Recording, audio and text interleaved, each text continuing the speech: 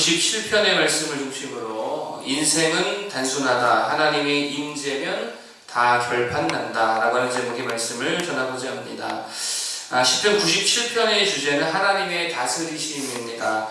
여러분, 하나님의 다스리심이 뭡니까? 쉽게 말하면 하나님이 임재하신다, 그런 거죠. 그게 다스림이고요, 그게 통치입니다. 1절에 보니까 이렇게 말씀하시죠. 여호와께서 다스리시니 땅은 즐거워하며 허다한 성은 기뻐할지어다, 이렇게 말하는데, 이게 무슨 말이냐면요, 하나님께서 임재하시면 모든 상황 다 종료된다라고 하는 거죠. 하나님의 임재면 다 된다는 것입니다. 여러분, 교회에도 필요한 게 뭡니까? 하나님의 임재인 줄로 믿습니다. 그게 제일 필요하겠죠. 사람이 수만 명 모여도 하나님의 임재 없다, 아무 능력 없고요, 아무 힘도 없다는 거예요. 그런데 소수의 사람이 모였을지라도 거기에 하나님의 충만한 임재가 있다. 그러면 그 소수의 사람들이 세상을 변화시킬 수 있다는 것입니다. 가정도 마찬가지죠. 아무리 악조건이고 관계가 다 깨졌다, 돌이킬 수 없는 선을 넘었다, 아무리 그래도 하나님이 그 가정에 임재하시면 아무것도 아니라는 거예요. 개인도 마찬가지고, 하여튼 하나님의 임재가 있어야 된다는 것입니다. 그러니까 사실은 목회든 가정이든 개인 인생이든 복잡할 거 별로 없는 거예요. 되게 단순합니다. 하나님의 임재가 있냐 없냐, 결국은 이걸로 다 결판이 나더라 라고 하는 것이죠. 우리 계획이 얼마나 확실한가, 이것도 그렇게 중요한 것 같지 않아요. 준비가 얼마나 완벽한가 마찬가지입니다. 이런 것들보다 훨씬 더 중요한 게 있는데, 그게 뭐냐면 하나님이 임재하시느냐, 이거라는 거죠.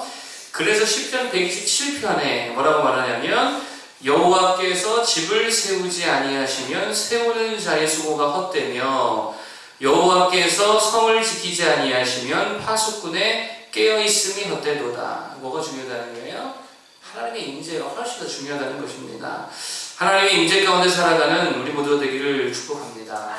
특별히 오늘 본문은 하나님의 임재를 세 개의 이미지를 사용해서 설명해 주고 있거든요. 첫 번째가 구름이고, 두 번째가 불, 세 번째가 번개, 이게 세 가지 이미지를 쓰고 있는데, 세 가지에 대한 설명을 드리고 마치고자 합니다. 첫 번째로 하나님은 구름으로 임재하신다라고 하는 것입니다. 여러분, 구름이 의미하는 게 뭡니까? 2절 먼저 읽을까요? 시작. 구름과 흑암이 그를 둘렀고 의와 공평이 그의 보좌의 기초로다.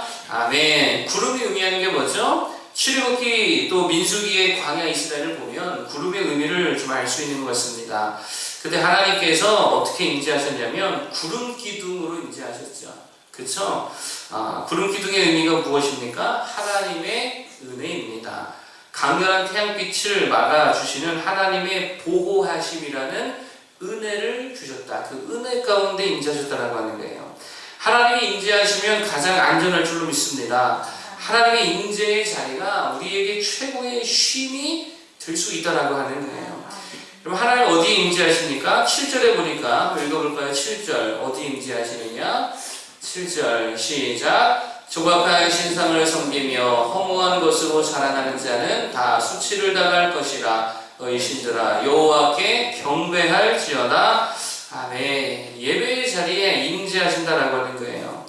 그러면 그 예배의 자리가 우리의 가장 큰 구름 기둥의 자리, 안식처고 최고의 쉼터가 된다라고 하는 것입니다. 따라서 진짜 바보들이 누구냐? 힘들다고 예배 쉬는 사람들, 이게 진짜 어리석은 거예요. 쉬고 싶다고 예배 안 나오는 사람들, 이게 진짜 바보 같은 모습이죠. 왜냐하면 진짜 우리가 힘을 얻는 것이 어디예요? 예배의 자리에서 우리는 진정한 힘을 얻을 수 있다는 것입니다. 왜냐하면 거기에 누가 임재하시니까요? 하나님의 구름으로 임재하시니까 가장 쉴 수 있는 자리가 예배의 자리, 하나님의 임재의 자리라는 거예요. 저희가 찬양 인도자로 있을 때나 전도사로 있을 때나 이렇게 꼭 보면 1년에 한 번씩 찾아와가지고 고민을 늘어놓는다고 말하면서 뭐라고 말하냐? 힘들다는 거예요. 좀 쉬겠다는 거예요. 당분간 찬양 동아리 사역을 못하겠습니다. 또는 교회에서도 당분간 이런저런 사역을 못하겠습니다. 쉬겠습니다. 그래서 쉬라고 이렇게 말한 적도 있지요. 쉬라고. 근데 그래서 영혼이 더 잘 되는 경우를 제가 본 일이 거의 없는 것 같습니다. 예배 쉬는 사람 치고 더 충만해지고 더 힘을 얻고 더 능력 얻고 더 열매 얻고 그런가요? 저는 별로 못 본 것 같아요. 그래서 보통 이렇게 와서 쉬겠다 그러면 제가 나중에는요, 이렇게 좀 지혜가 생겨가지고 그래 쉬어라 이렇게 말 안 하고 한 2주만 더 기도하고 와라 이렇게 말해요. 2주만 더 기도하고 와라. 그러면 대부분 그래도 믿음이 있기 때문에 2주를 진짜 기도하고 오면 뭐라 그럴까요? 그냥 열심히 하겠습니다. 대부분 그렇게 반응을 하더라고요.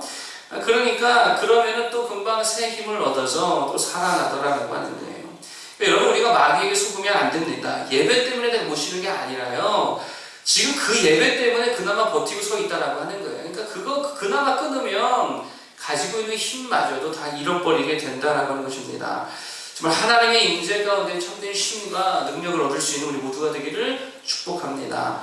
자, 둘째로 하나님은 뭘로 임하시느냐? 불로 임하신다라고 하는 거예요. 불로 임하신다. 3절을 보겠습니다. 자, 97편 3절 시작. 불이 그 앞에서 나와 사방의 대적들을 불사르시는도다. 아멘. 불로써 임하신다라고 하는 거예요. 불이 임하면 어떻게 되어지죠? 다 태워버리시죠. 다 불사르시는도다. 아무도 막을 수 없는 뜨거움이 임한다는 거예요. 이게 불로 임재한다는 말의 의미겠지요. 성령의 불이 임하면 그거 막을 수 있습니까? 없습니까? 막을 수가 없는 거예요. 120명의 문도들에게 성령의 불이 임하니까 로마 군대도 그거 못 막더라는 거예요. 세계가 다 달려들어도 막을 수가 없다라는 것입니다. 장애도 막을 수 없죠. 가난도 막을 수 없죠. 환경도 조건도 연약함도 어떤 세상 권세도 그거 막을 수 없다는 그게 성령의 불이라는 거예요. 우리 모두 하나님의 임재 가운데에 좀 이렇게 불을 좀 받을 수 있는 자들 되기를 축복합니다. 수요일에 소개시켜드렸죠. 법적으로 공식 행사에 기도하는 것을 금하고 있는 미국의 한 주에서 고등학교 고별사에 한 졸업생이 어떻게 했다 그래요? 학교에서 준비해준 고별사를 다 찢어버리고 영상에 보니까 진짜 찢어버리더라고요. 찢어버리고 그 법을 어겨가면서까지 그 자리에서 큰 소리로 주기도문을 암송하는 거예요. 이렇게 뭐 인생 가상 이렇게 뭐 작년에 그랬으면 좀 이해가지. 그런데 앞으로 이제 꼴 수도 있거든요. 그것 때문에. 그런데 그 10대의 고등학생이 그렇게 하더라는 거예요. 그러니까 뭐에 대한 불이 있었냐면 하나님에 대한 불이 있었고요. 기도에 대한 불이 그 심령이 있었다는 거예요. 그러니까 기도하는 걸 막는 것 자체를 견디지 못하는 거예요. 그런데 세상의 법도 그를 막을 수가 없었다라고 하는 거예요. 졸업장도 못 달 수도 있다. 그런 위협도 못 막았다라고 하는 거예요. 수많은 교직원들도 못 막았고요. 학생들도 그거 못 막았습니다. 주기도문을 막 외우는데요. 그러니까 그것에 대한 막 이렇게 눌림이 있었던 크리스천들이겠죠. 크리스천들이 막 함성을 치면서 박수를 치면서 환호해 주더라는 거예요. 도저히 그 불을 아무도 막을 수 없다는 것입니다. 전도의 불이 임하니까 최건동 목사님 두드러 맞은 상황에서도 예수 천당 불신조 외쳤잖아요. 그 불이 있으니까 그러는 거 아니겠어요? 선교의 불이 임하니까 자신이 가진 부, 준비해왔던 학업, 가정, 결혼하려고 했던 그 모든 것 다 포기하고 꽃다운 청춘의 선교하러 중국으로 가고 인도로 가고 조선 땅으로 가고 목숨 걸고 가더라는 거예요. 불이 임하면 막을 수 없다는 것입니다. 그렇기 때문에 우리에게 진짜 필요한 게 뭐냐? 이 성령의 불이라는 거예요. 하나님의 임재 가운데 이게 불을 받아야 될 줄 믿습니다. 뭐가 가로막고 다 태워버리고 삼켜버리는 이 하나님의 불의 임재가 우리 가운데 있어야 된다는 거예요. 교회에 기도의 불이 좀 있고 전도의 불이 좀 있고 용서와 사랑의 불이 붙어야 예배의 불이 붙어야 또 섬김의 불이 붙어야 될 줄로 믿습니다.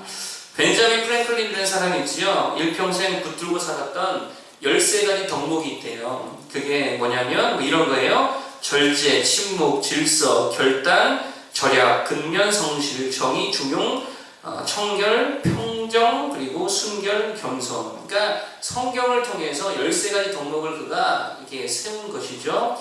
이 벤자민 프랭클린이 13가지에 대한 점검을 일평생 동안 수첩을 통해서 점검했대요. 내가 이 13가지 덕목을 얼마나 잘 실천하고 있는가. 그래서 자신의 삶을 그렇게 잘 세워갔다는 것입니다. 여러분 이게 뭐죠? 하나님의 말씀의 가르침에 대한 불이 있었다는 거예요. 내가 이거 붙들면 승리한다. 하나님께서 명령하신 이 13가지 덕목들을 자기가 정리해서 이것만 붙들면 내가 하나님 앞에 귀하게 쓰임받을 수 있다. 그래서 철저하게 그 말씀에 대한 뜨거움, 순종에 대한 뜨거움을 가지고 나아갔다는 거예요. 그럴 때에 미국인이 가장 존경하는 사람 중에 한 사람이 되더라는 것입니다. 여러분 기도든 전도든 말씀이든 뭐든지 하나님의 불의 임재가 우리 가운데 회복되기를 소망합니다. 그러면 그 불이 모든 것을 다 태우고 정말 하나님께 올려지는 번제가 될 수 있다는 것입니다.